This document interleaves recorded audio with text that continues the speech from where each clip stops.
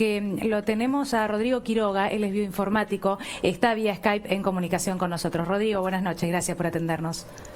Hola, buenas noches. Siempre un gusto hablar con ustedes. Bueno, a ver, ¿qué es lo que, para poder explicarle en general, ¿no?, a los que están del otro lado, qué es lo que se está buscando ahora con esta medida y hacia dónde nos lleva?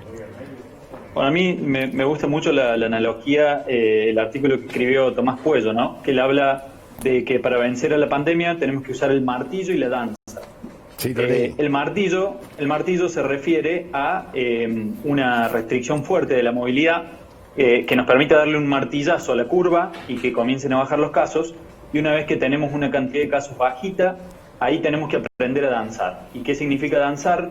Utilizar todas las medidas que tiene a disposición el gobierno y cada uno de los ciudadanos para poder cuidarse y ir disminuyendo la transmisión del virus. El uso de barbijos, el rastreo y aislamiento de contactos, etcétera, ¿no? Entonces, la verdad es que en ese sentido, lo que pasa en todos los países del mundo, cuando los casos vuelven a subir, están volviendo a aplicar un martillo, ¿no? Y en ese caso nosotros también, lamentablemente, vamos a tener que volver a aplicar un martillo porque no tenemos otra medida para poder bajar los casos de manera rápida.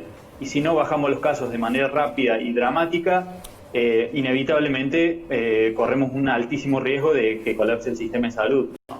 Ahora, Rodrigo, digamos, uno también se pregunta por qué el 1 de julio, cuando quedan hoy viernes, sábado, domingo, lunes y martes, y en estos 5 días puede llegar a tener 15.000 casos.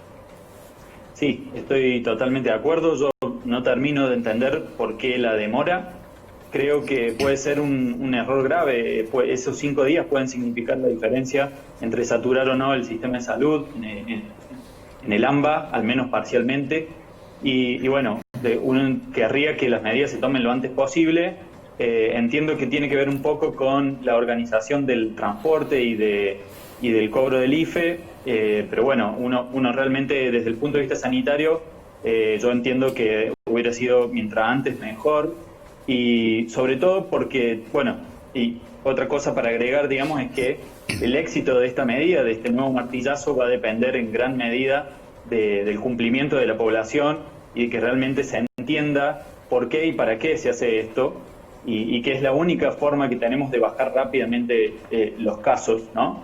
Y bueno, en ese sentido, este mensaje unificado por fin y este convencimiento de un objetivo en común entre los 3 niveles de gobierno del AMBA me parece que es importantísimo, ¿no? También otro dato que me pregunto es por qué pusimos como fecha el 17 de julio si quizás es hasta el 31, porque no sabemos si van a bajar los casos. Sí, no, la verdad que no lo sabemos. Al menos, por ejemplo, en Chile demoró casi un mes en empezar a bajar los casos. Y hay un problema grande también que es que los casos, tenemos una gran cantidad acumulada de muestras sin procesar en el AMBA y hay también una demora en la carga de los datos. Y eso es lo que también está generando que los casos no crezcan tanto como yo creo que deberían ser. Yo entiendo que si la carga de datos no fuera un problema en la Ciudad de Buenos Aires, debería tener aproximadamente la misma cantidad de casos que provincia, alrededor de 1.500 por día. Y esto es preocupante porque vemos que el AMBA funciona como una única unidad de circulación del virus, ¿no?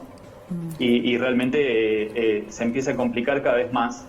Y bueno, pedirle a la gente que no tome estos días hasta que empiecen a entrar estas medidas en juego como una oportunidad para la recreación, porque realmente, de nuevo, como dijeron ustedes, somos contagiosos 48 horas antes de tener síntomas. Nos tenemos que comportar todos como si estuviéramos infectados, que justamente por ese motivo, y tener muchísimo cuidado porque lo peor que le puede pasar a uno es contagiar sin querer o sin saberlo a un ser querido, un familiar. Claro. Y después tener que lamentar esa situación. Rodrigo, algunos manifiestan en esta instancia y hoy después del discurso del presidente cierta preocupación por lo que es el atraso del pico, ¿no? Por ese pico que ya debería llegar, no sé por qué razón, y no llega. A ver, ¿cómo responderías a esto? Porque la verdad es que ¿tiene necesariamente que apurarse el pico en algún momento o esto da igual? No, es que el pico, a ver, se usan dos cosas, se usa el mismo término para hablar de dos cosas distintas. Muchas veces se lo usa como un sinónimo de muchos casos, sí. Y otras veces se lo usa como lo que realmente es, por definición, digamos, matemática, que es cuando el número de casos comienza a bajar. Cuando el número de casos comienza a bajar, retrospectivamente podemos decir, ahí estuvo el pico, ¿no? Y en ese sentido, Argentina ya tuvo un pico entre el 21 y 22 de marzo. Y los casos comenzaron a bajar, y bajaron lentamente hasta mediados de abril, que ahí comenzaron a subir nuevamente, ¿no? Entonces, el pico va a llegar cuando se logre bajar el contagio lo suficiente como para que el número de casos comience a disminuir, ¿no? Es decir, si todos nos pusiéramos de acuerdo, nos quedamos 14 días encerrados, todos en su casa, lo cual obviamente es imposible, pero si hiciéramos eso, el pico sería hoy, ¿no? Claro. Entonces, eso es importante. El pico no es un fenómeno que ocurra naturalmente ni por causas misteriosas, sino que en todos lados donde hay un pico es porque se tomaron medidas fuertes que restringieron la movilidad social, el contacto social, y por lo tanto los contagios comenzaron a disminuir y los casos comienzan a bajar. Rodrigo, muchas gracias por hablar con nosotros. Muchas gracias a ustedes. Buenas